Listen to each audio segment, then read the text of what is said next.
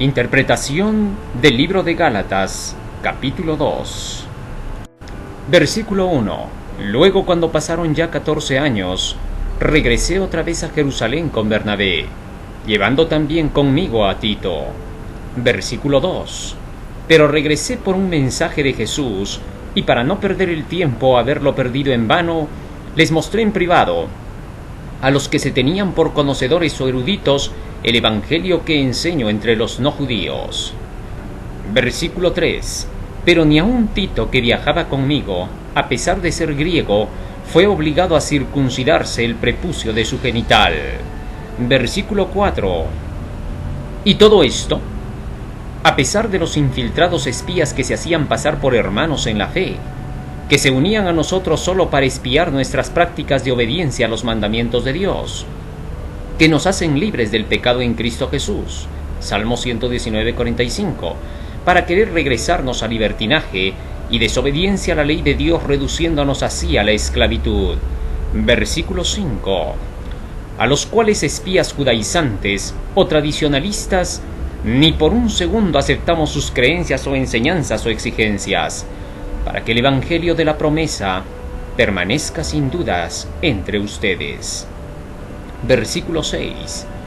Pero de aquellos de quienes se creía que eran los más consagrados o conocedores, lo que hayan sido antes no me interesa, porque Dios juzga de acuerdo a cómo son ahora, y estos llamados conocedores de experiencia o dirigentes, nada nuevo me dieron a conocer que Jesús no me haya ya revelado. Versículo 7. Sino que por el contrario, como vieron que me había sido encomendado el predicar el evangelio de la incircuncisión a los gentiles, como a Pedro el de la circuncisión a los judíos. Versículo 8. Pues el que inspiró a Pedro para ser mensajero a los judíos de la circuncisión, me inspiró a mí para predicar a los gentiles. Versículo 9.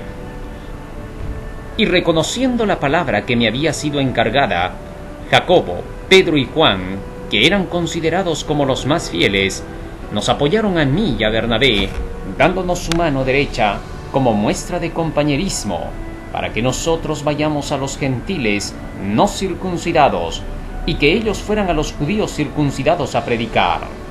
Versículo 10. Solo que nos pidieron que no nos olvidemos de apoyar a los pobres, lo cual también procuré con todas mis fuerzas hacerlo. Versículo 11. Pero cuando Pedro vino a Antioquía, donde se inició el cristianismo, lo enfrenté porque se estaba comportando mal. Versículo 12. Ya que antes que vinieran algunos de parte de Jacobo, que eran judíos, comía junto con los gentiles. Pero cuando vinieron los judíos, se apartó de los gentiles, por vergüenza y miedo de los judíos circuncidados, que no querían ir a los incircuncisos. Versículo 13. Y en su disimulo se juntaron también los otros judíos, de tal manera que aún Bernabé fue también arrastrado por la hipocresía de ellos. Versículo 14.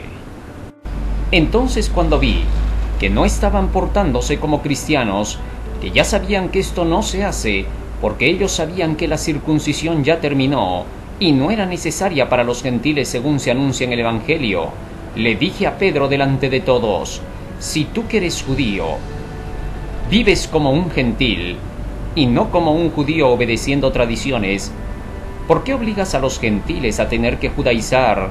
O lo mismo que decir, ¿por qué los obligas a obedecer las tradiciones? Versículo 15. Nosotros, tú y yo, judíos de nacimiento, y no transgresores de la ley como los gentiles. Versículo 16. Sabiendo que el hombre no es justificado o perdonado por creer y obedecer las tradiciones y ritos inventados de los mandamientos de hombres, que ellos dicen que son para obtener el perdón y obedecer la ley de Dios, sino que creemos y obedecemos la palabra de Jesús para poder ser perdonados, y así poder obedecer la ley. Por eso nosotros también hemos creído en Jesucristo, para ser perdonados por medio de la palabra prometida por Jesús, que vale por su sacrificio y no por las tradiciones o mandamientos de hombres, que dicen que son para obedecer la ley, por cuanto por las tradiciones o rituales de circuncisión nadie es justificado o perdonado, y por lo tanto no puede obedecer la ley sino por creer en las promesas de perdón y santificación de la palabra de Dios, y por lo cual logramos obedecer la ley. Versículo 17. Y si buscando ser perdonados a través de Jesús, también nosotros somos hallados transgresores de la ley, ¿es por eso Cristo ministro defensor de la transgresión de la ley? Imposible. Versículo 18.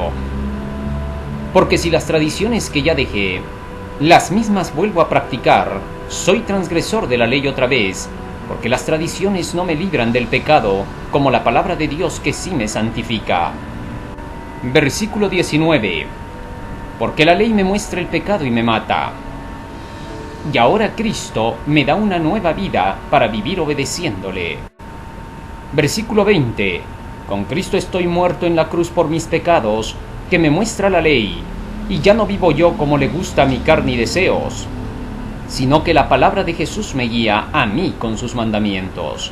Y lo que ahora estoy viviendo en este cuerpo, lo vivo en las enseñanzas de la palabra de Jesús, el cual me amó y se entregó en la cruz por mí.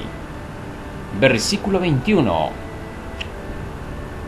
No desprecio la palabra de Dios, pues si por medio de obedecer las tradiciones lograra cumplir con la ley del decálogo de los 10 mandamientos, alcanzando así la justicia, entonces, ¿cuál sería la razón por la que Cristo dio su vida para el perdón de mis pecados?